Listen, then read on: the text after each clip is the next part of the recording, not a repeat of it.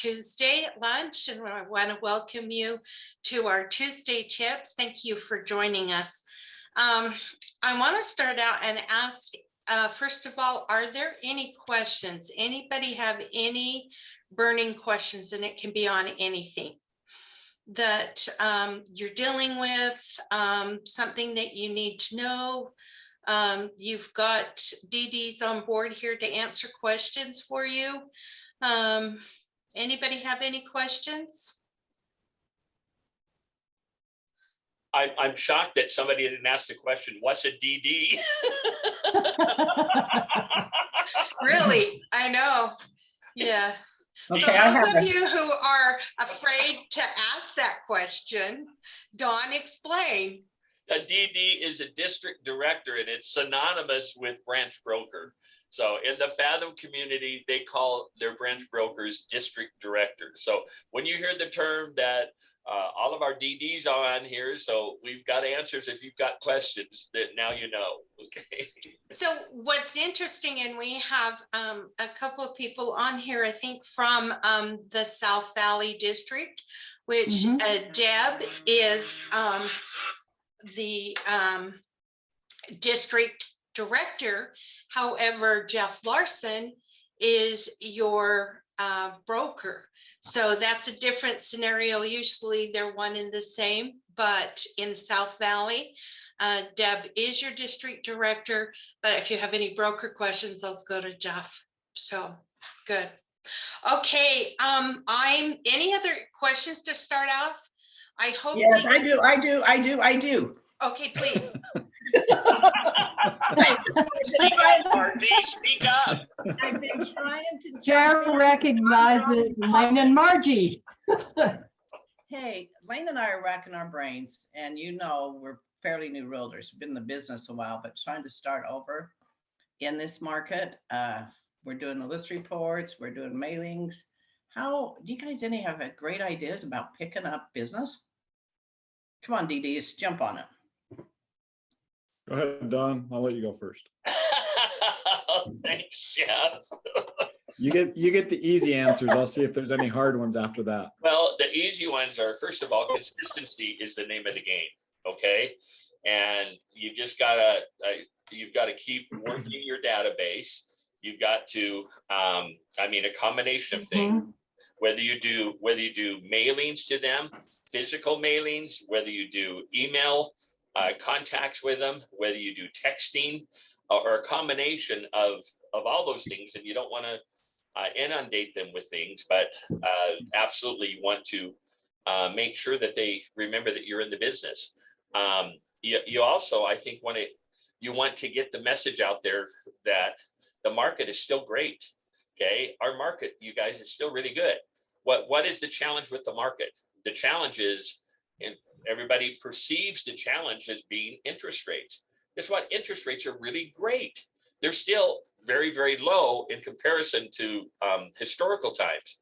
So in fact, one of the lenders that I know that I've worked with a couple of times, they're doing a class tomorrow on 2-1 buy downs, because we've talked about this before, but you need to talk to your DDs, maybe on a one-on-one basis. We can give you some ideas. Are you doing any pop buys? Pop buys always, especially in the summertime, that lets people know that you really care. They say that people don't care how much you know until they know how much you care. And that is absolutely the truth. Jeff, are you frozen in time?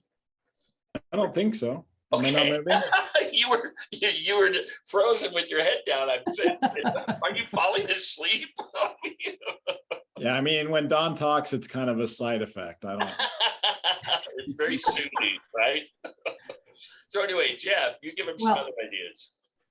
Yeah, for me, education of your client, super important, right? What Don talked about, I think that's super important. For me, I always know that there's going to be at least one piece of business for me inside my sphere of influence, those that I know. So it's a matter of me connecting with them in a genuine way to me, right? And so for me to tell you, Margie, what's genuine for you and how you should connect with the people around you, I would have to sit down and meet with you and figure that out and figure out what's going to be genuine for you to do. For me, I'm able to search Facebook or social media and those kind of things and find a good reason just to reach out and say, hey, saw your son had a birthday, congratulations, or those kind of things, and just start a conversation. And that's the best way for me to do it. Others, they have different ways. I've got people who love to go deliver handmade or homemade bread, or they take cookies, or they take a pot pie of some kind, right? And so it really just depends on you and what's going to be best for you. But I guarantee you, for every agent on this call today, that there's at least one piece of business in your SOI. It's just a matter of you finding it, taking the time to find it with the people that you know. Yeah. And you guys, Totally agree. in September, we're going to have a Brian Buffini course. And so for those of you that have taken it before, guess what? It's still a great brush up. It talks about relationship marketing. I saw David Busk asked the question, how do you feel about buying leads? I'll just take a quick answer to that. And that is, that works for some people. Yep. But the Brian Buffini approach is, rather than paying money, throwing money at perfect strangers that you're trying to get to do business with you, why not invest that money in the people that already know and love you, the people in your database that you've done business with before, and nurture that part of your business so that eventually you'll just have a referral-based business, because that's the best kind of business that will keep you afloat. I wonder about that at times. I totally agree. That's what my business has always been. And as far as pop buys go, I can't, for me, in my line of business, I always used to use pop buys as a way to go, because once you knock on that door, there's the law of reciprocity is what they call it, because people feel obligated to you when you hand them something. And it doesn't have to be a whole lot. I mean, it could be, we used to take pumpkin bread in the fall out to all our clients and make sure that we saw them at least once during that quarter. And I can't tell you the amount of business that we picked up just because we sat at the door. Sometimes we went in, most of the time we just talked at the door, gave them the pumpkin bread or whatever it was that we had at that particular time, and just talked to them. And the subject of real estate naturally came up. And it was very few times that we didn't have them say, so-and-so down the street or one of my neighbors or my good friend is thinking about selling their house. Do you think you could help them? You know, and that kind of, it leads it in, because it's not an in-your-face kind of thing. It's just a natural conversation. And I found that I had the same thing when I got on the phone with my SOI. I have always been a big proponent of using SOI as your mainstream of business, because those are people that know, like, and trust you. And they're going to be the ones that, if they're reminded often enough, and you do have to remind them, you can't just send them cute little things in the mail. You actually have to ask for the business, you know, at certain points. But once you do that, you actually get them on a friendlier basis. They feel comfortable with giving you the referrals. So my suggestion is just hit your SOI. Make sure that they know that you love them and that you're there to serve them. And once you do that, the referrals just come. They really do. Even if they're not ready for business right now, they probably know somebody that is. And Right. the Dollar Tree is an incredible store for Popeye gifts. It is. But let me jump in, sorry, on David's, back to David. David, I think that it really depends on you. The ability to buy leads and follow up on leads and do those kind of things works for some people. I've got agents in my office that absolutely hate working with the people that they know for whatever reason, right? Yeah. And so they love following up with the cold. It's definitely not me, right? But there are agents that do. They thrive in that. And so if that works for you, do it. Do what works for you and what you're genuine with. If you're trying to be someone that you're not, it's going to come out immediately with whoever you're working with. Yeah. Well, that makes sense. You know, go ahead, David. Well, I just think about, starting because I'm new as well, right? And I've actually got some deals from my sphere of influence already, right? Which I'm happy for.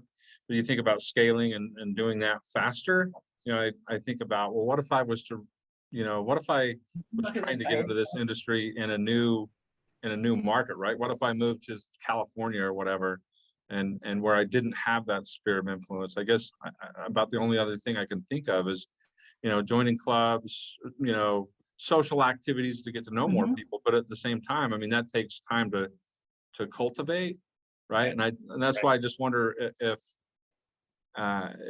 buying leads is really a viable option, right? That just because I've been getting hit up by some of these salesmen, right, trying to trying to sell me leads, right?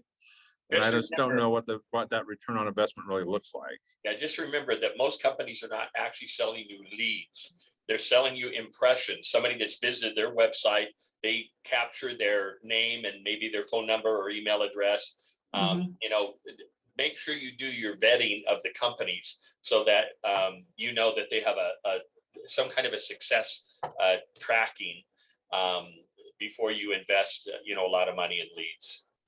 And also know that if they're selling them to you, they're selling them to at least 15 other agents. So you're competing with everybody else for that same lead. So you have to be persistent. You have to get right on it. And I've seen that work myself. I've also seen good return on Facebook ads too. You have to know how to do them. But for buyer and seller leads both, that it's a good resource for you. You just have to learn how to do them. Social media marketing is really great, Yeah. guys. As much as we hate, having to learn how to do it and everything, it's a wonderful way to start engaging with even perfect strangers. And if you're working with strangers, then make sure you put them in your database. And after you close on a deal with them, they become one of your clients. That now they're one of your buddies that you're going to do pop buys for, and you're going to stay in contact with. So make sure you put those people in your database. I was going to make a comment about your SOI. I hope your immediate family, like your children, are on the top of that. My kids know that I do real estate, and I'm talking to them about it all the time.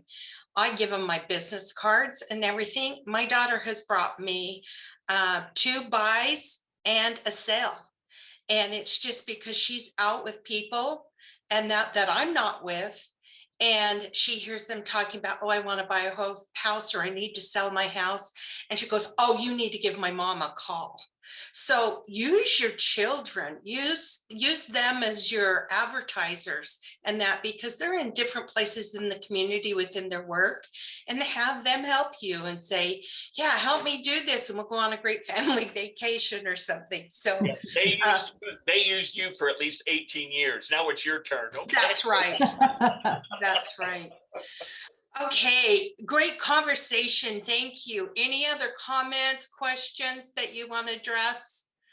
We're going to jump into, I'm going to share my screen, and we're going to jump into a little bit of IntelliAgent today.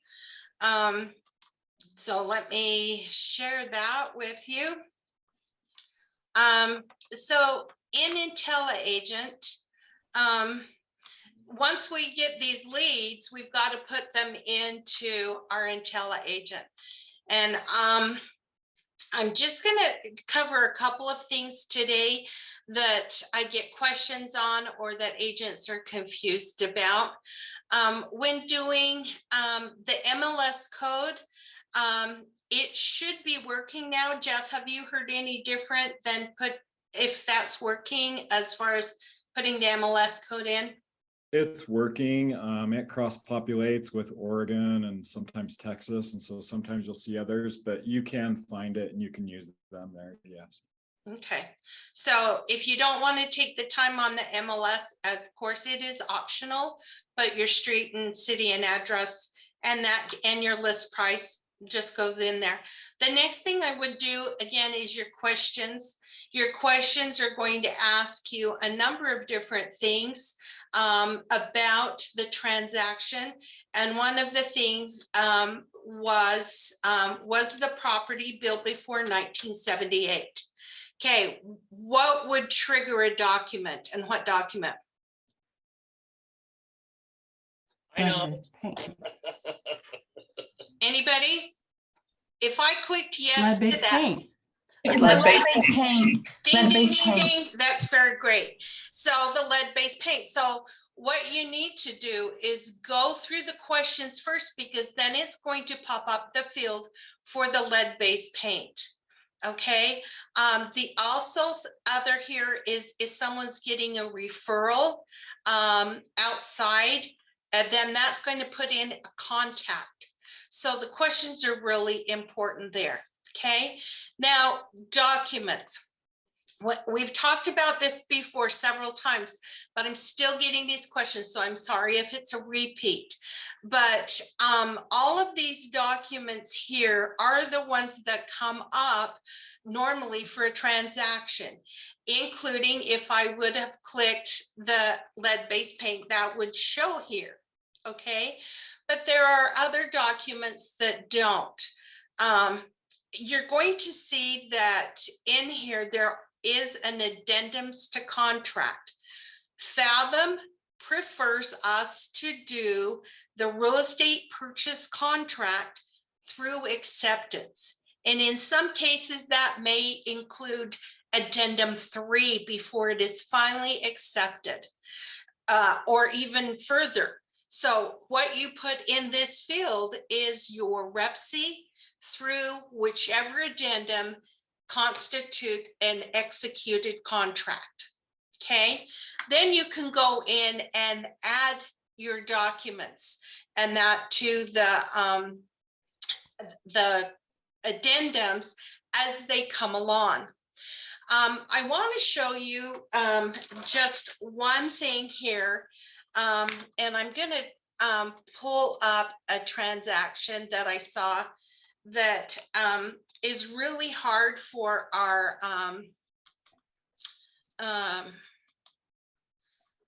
compliance. And I'm going to go in here into the documents. Now, notice how many times they have added addendums to contract, addendums to contract, addendums to contract, addendums to contract, and they've done all this. For every time that's entered, compliance has to go back to the previous addendums to contract and look at what addendum was in the previous contract so that we know what the new one is. Okay. You as an agent, would you know what addendums you've uploaded if you just continue to do addendums to contract? No, you can't see which ones you have done. So with that being said, I want to show you a way that you can actually add a new addendum and that to these contracts, not only to help compliance, but to help you know what you have uploaded. So by doing so, you come over here and you add a document and you're going to browse your file and you're going to upload something. I'm just going to quickly just grab something and throw it up in there. And I'm going to come here to select a document. Now, I'm not going to put it in addendums to contract because I really want to be able to number it. So I'm going to come all the way down here to custom to add a document. Now I'm going to save the page.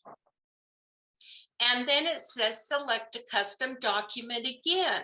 Now this is a new level of documents. So you're going to see things like the appraisal that wasn't in the first section.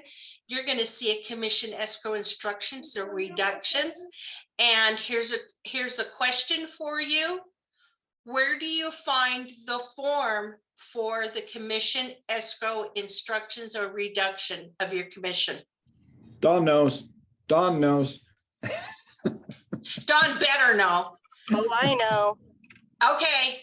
I just don't know where referral forms are.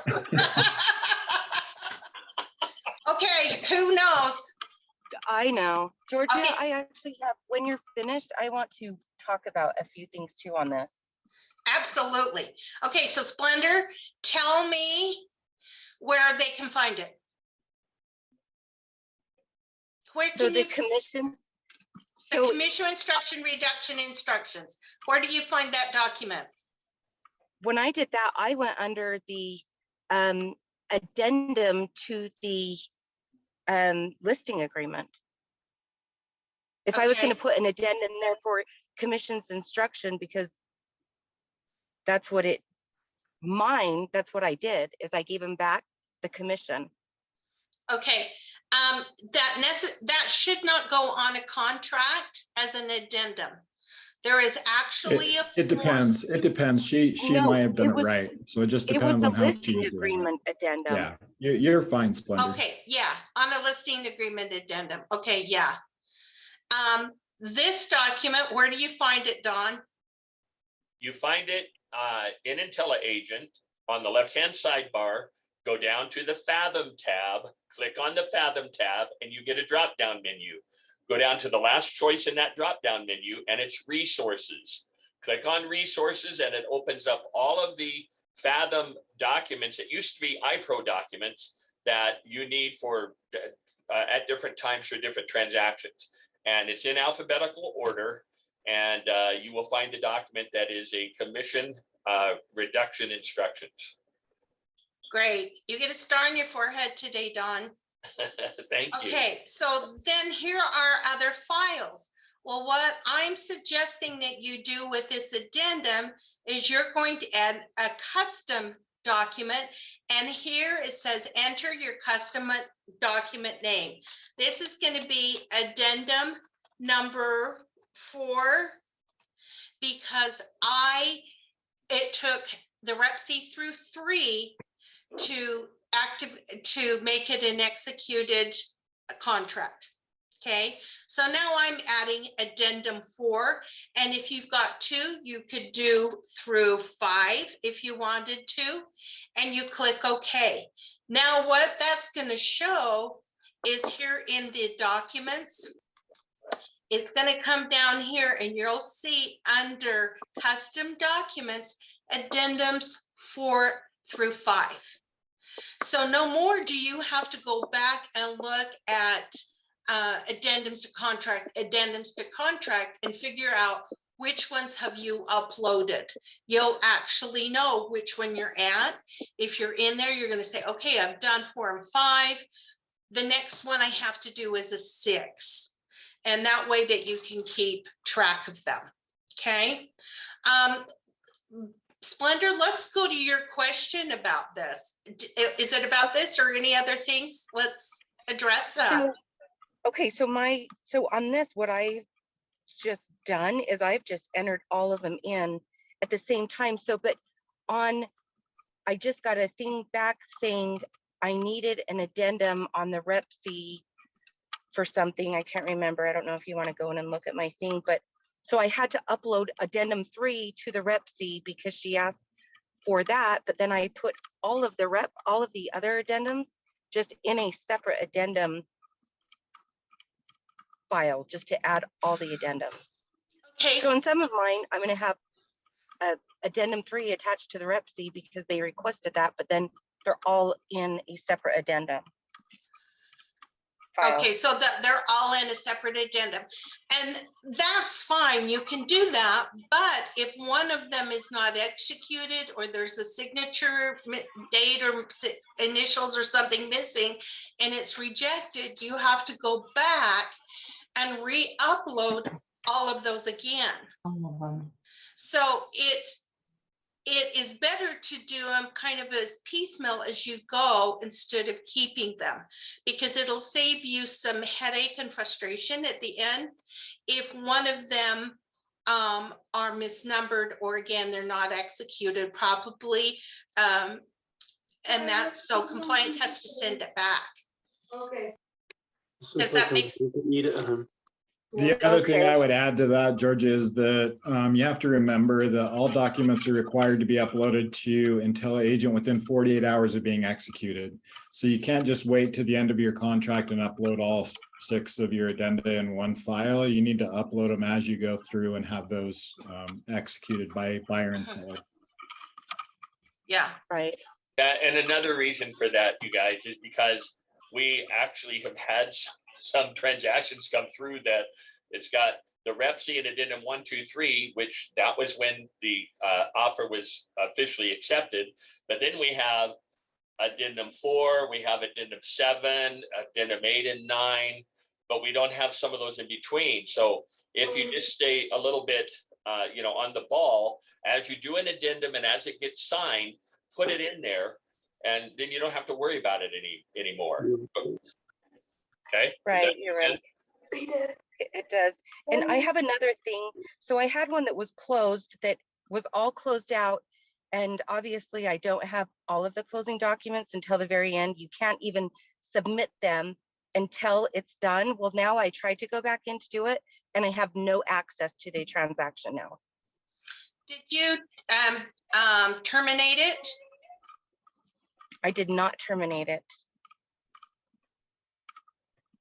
You have no access in that you aren't allowed to upload. You can't even see it on your dashboard. What's the transaction? So the transaction is 27.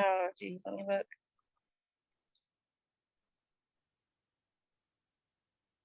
Oh, sorry, I'm in my car and I'm looking this up really fast. It's 2793 Hazel Drive. Okay, it's there. Right. All docs are approved. Right. Oh, it's already been submitted. It's been submitted, but it's not letting me, because I had to submit it in order That's to why. get it to that far, but I can't put in the final documents. Because the CDA has not been sent yet. It says you've done what you needed to do for now. Your funding request is being reviewed. The CDA has not been sent yet. So once the CDA is sent, then you can immediately put in your printout and your settlement statement. It'll activate those 2 buttons right there. Yeah. Once your Okay. CDA is created. And the cool thing is, you guys, when your CDA has been created and it's sent to the title company, it's sent to you at the same time. So you know when your CDA goes out. Okay, or you can check it here on the status bar. But like Dawn said, yeah, you kind of get a notification, and that when that comes, and then I would jump in here and get these in here as soon as possible. If you are hanging on to and not doing these, it's going to delay your commission. So you need to get these items in there as soon as it closes, as soon as the window opens for you to do it, or as soon as it closes that day. Okay. While we're here, this is an MLS printout.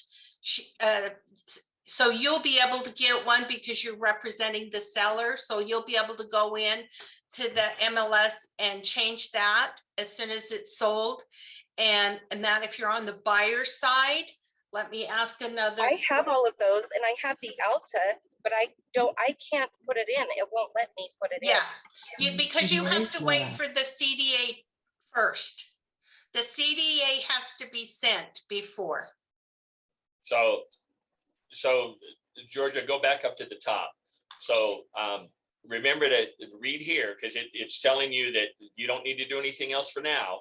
Your funding request is being reviewed. The CDA has not been sent yet. Once the CDA is sent, you'll get copied on it to Splendor. So you'll know at that point in time, that's when you can go in and you can put in those last post-closing documents. Yeah, it will activate these buttons for you to upload them. So question for you guys. I've got one that is, I've got the CDA on that, right? But I haven't closed yet. We don't sign until today. And it's been in that status for a week now. I still can't do anything until after we close, right? That's correct. You won't have the documents until after you close. Right. Yeah, once you close, you'll have this. You'll be able to get this. If you're representing the seller, you'll be able to do it. The buyer, remember that you can't close it. It has to be the listing agent that does it. but we do have a place card that you can put in there that satisfies that needs. And that again is in resources. Okay. And then I Okay, think mine says I need a copy of the check as well, right? it may say that. It may say that. It says if there is a copy. Yeah, If if the there's check a was copy, if it's being submitted straight to Fathom, Fathom will have the copy of the check, and so Okay. they'll do it. So, yeah. Okay, good questions. Does that answer for you, Splendor? Are you good? Yes, Okay, yes. yeah. Okay, there's one other thing I want to cover quickly, and then I want Jeff to talk about, in fact, do you want to go in to submit, how to submit yours, Jeff, now? I'll stop my sharing. However you want to do it. Yeah, you let's wanna go ahead and do funding that. request? Okay. So I just wanted to go over funding requests today, since this is one that most of you have never done before until you do your first transaction, and it can be just a little bit confusing. The one thing to remember on funding requests is you need to submit, hit the submit button 5 days before you close. If it's less than 5 days, the CDA might not get out by the time you close, kind of like Splendor's, where her CDA is not out yet, but she's already closed. And so try and get your submission done at least 5 days before you close. The sooner the better if your file is complete. So you can see in this transaction, I've done everything. I've done all of my documents. They've been approved. I put my dates in. I answered all my questions, and I've got my contacts all in. I'm just missing one item here on the property. And as you can see, that's the final sales price. So in this transaction, I'm going to say that the buyer did a walkthrough for repairs and decided that they would do $5,000 off the cost and $5,000 in seller paid closing costs to pay for repairs. So that makes this final sales price here $650,000. So as soon as I put that in and it saves, maybe, there we go. That turns all of my items here now green. And you can see that my docs are approved and I am ready to submit on this. And my submit button is now unlocked. You can see it's green and I can click on it. And this will take me into the funding request so that I can have instructions sent to title for the commission. The first thing that you're going to pick is table funding or standard. Now, just so that you know, this is most likely going to change so that it's only going to be standard funding due to what's happening with the division in Utah. So just be aware of that. But currently, you can pick either one. Table funding means that you can get your check through the brokerage. The title company can send it to us and we can give it to you. Standard means it all goes to Fathom and then it gets sent to you through an e-check or through direct deposit. The next section will tell you, and you will want to verify this very closely, who the title company is and their contact information. You've got to make sure to have this email address correct here, because that's the email address that your commission instructions will go to for title so that they know how to pay your commissions. The next section is your amount that you're going to pay for, that you're going to get paid for your commissions. Now, if you were doing just a regular 3%, that one's easy, right? You just put in there 3%, it calculates it for you and gives you that amount.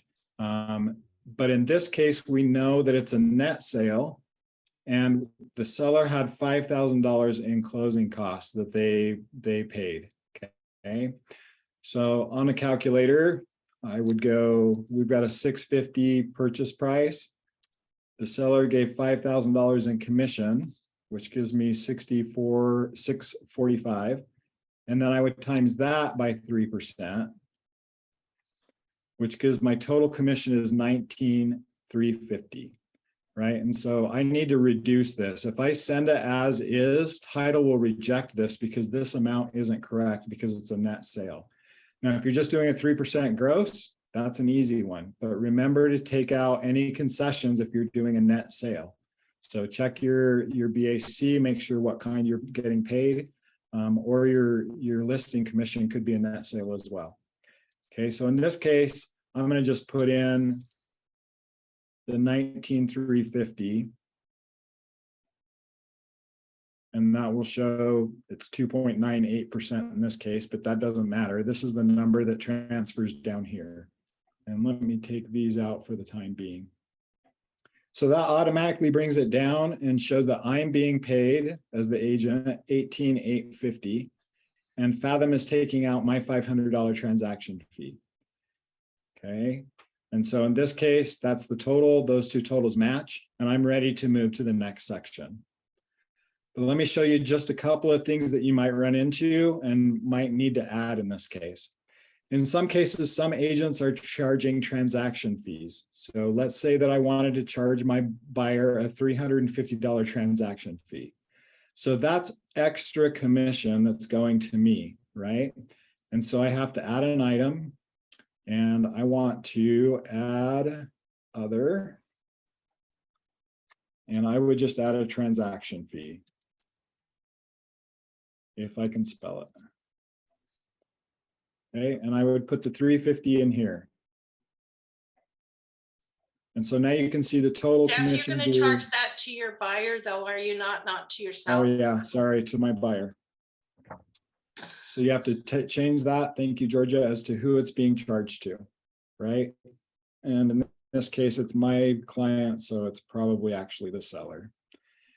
And so this is the total commission being charged to the seller, 19,700. That updates down here automatically so that I'm getting 19,200, and 500 goes to Fathom. Okay, that's the transaction fee that goes to Fathom Realty. Now, let's say that I'm going to gift part of my transaction to the seller. So I want to give $1,000 to my seller for their closing costs. So down here, I would take out of my net commission, right? I want to contribute to the seller. Okay, a contribution to the seller, Sally seller, and I want to do $1,000 to her closing costs because I'm a super nice agent. And so now that will update and show that I'm at 18,200 and 500 here. Okay, so each of those things, as you update them or you add them, just add an item until you get everything on this sheet that would be taken out or put into your commissions so that it shows correctly. The one thing that I will tell you is that in some cases, and we still haven't figured out what the bug is that you will still see an annual fee here. And we know that they're waived. And so if you see an annual fee of $600 and that needs to be taken out, or if there's anything else here that you just can't figure out how to put on here, but you know it needs to happen, just make a remark down here, right? In this agent remarks. So I would just say annual fee shouldn't be charged. Okay, and when the brokerage review happens, and I know that's confusing, but the brokerage review isn't with your broker, it's with the actual brokerage, Fathom Accounting. When they review it, they'll see this note and they'll make any corrections they need to before it goes to a final CDA. Any questions or anything on this before I go to the next part? Okay, so the next part is fairly easy. So you just hit continue, and it's going to ask you 5 questions. Okay, the first question says, the property information for this transaction is correct and verified. The property address must be specific and correct. So I would check yes, I know that the property information is correct. Contacts for this transaction are all complete and correct, including the phone numbers and email addresses. Yes, that's correct. All dates and information supplied for this transaction are up to date to the best of your knowledge and ability. Yes.